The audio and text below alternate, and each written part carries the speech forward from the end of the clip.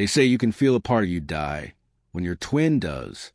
That morning, I stood over a closed casket, staring at the mahogany lid like it owed me answers. The priest droned on. My wife, Clara, gripped my hand too tightly. Our parents sat stone-faced across the aisle.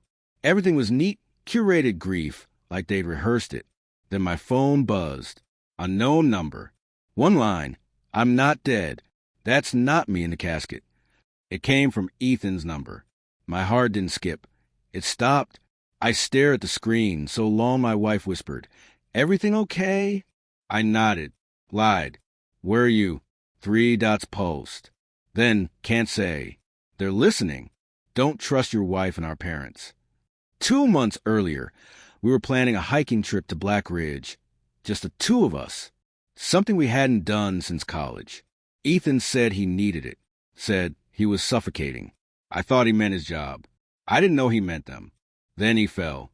That's what they said. A slip? 30 feet down, body mangled, unrecoverable face. I wasn't allowed to see him. For your own good, they said. My wife cried more than I did. Ethan and I were mirror twins, identical to the point of eerie. But inside, we were opposites. I was the planner, the grounded one. He chased shadows and secrets. Still, I loved him more than anyone. More than her. We started the company together. Tech security. He built the code. I sold the dream. When he started getting paranoid, checking devices, running surveillance sweeps, I chalked it up to burnout. Then he disappeared. And suddenly, everything he'd warned me about clicked into place. I began to notice things. My wife, Clara, didn't log out of Ethan's laptop the night after the funeral. She didn't know I saw.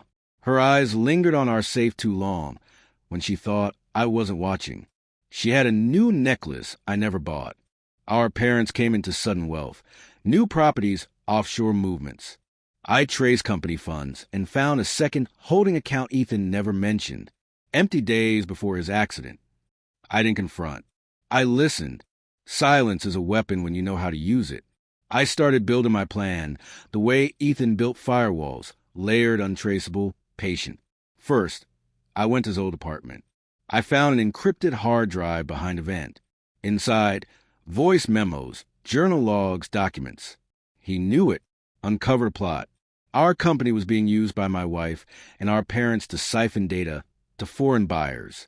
Ethan threatened to expose them. He recorded the confrontation. I listened to my wife's voice say, "We can't let you ruin this for all of us." They tried to cut him out. Legally, financially, then physically. But Ethan planned his escape before they could finish the job. He staged the fall, burned a John Doe's face with acid and planted it at the bottom. Then he disappeared. But he needed me to finish it. I started moving chess pieces. First, I had our financials audited anonymously, tipped off an international agency about suspicious transfers from our shell company. Then I fed Clara a lie that I was considering selling the company. I watched her panic, make calls she thought I didn't trace. I began secretly meeting with a lawyer Ethan trusted, one he'd used to draft a contingency while naming me sole heir if foul play was proven. I smiled every night at dinner like nothing had changed. She smiled back, too eager, too forced. I opened an old wine one night and said, "To new beginnings." She drank first. The next day, federal agents arrived at her office. The downfall came in layers. My parents were arrested on tax fraud and corporate espionage. Clara was indicted on conspiracy and obstruction. The evidence I submitted, Ethan's files, voice memos, offshore statements, was airtight. They thought they buried him. Instead, they buried themselves.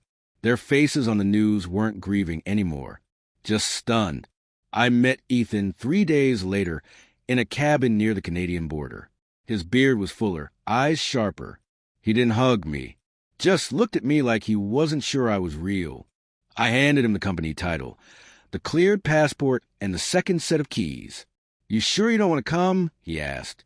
I shook my head. I want him to know I stayed. He left. I stayed.